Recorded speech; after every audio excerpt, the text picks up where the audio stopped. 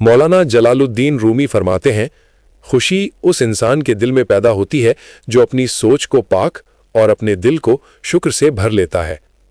रूमी के मुताबिक वो लोग ज्यादा खुश रहते हैं जो शुक्रगुजार होते हैं।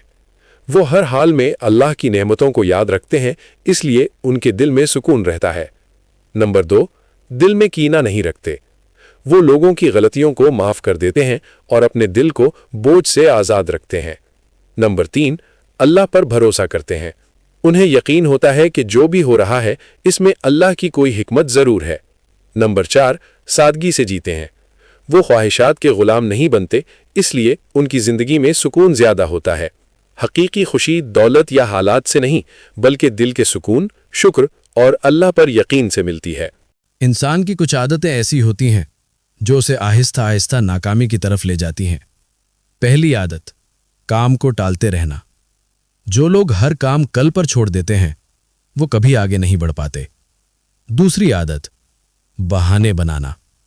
नाकाम लोग अपनी गलतियों की जिम्मेदारी लेने के बजाय हमेशा दूसरों को कसूरवार ठहराते हैं। तीसरी आदत, मनफी सोच।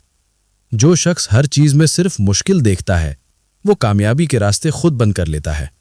और चौथी आदत, सीखने से इनकार।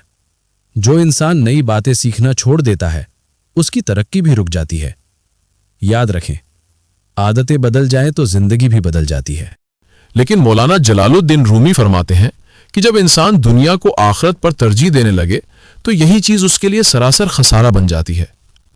हर इंसान इस दुनिया में खास मकसद के लिए पैदा हुआ है और उस मकसद को पाने की ख्वाहिश अल्लाह पहले ही उसके दिल में रख देता है। इसलिए दुनिया कमाएं मगर आखिरत को कभी ना भूलें, क्योंकि असल कामयाबी वही है जो दुनिया के साथ आखिरत भी संवार दे।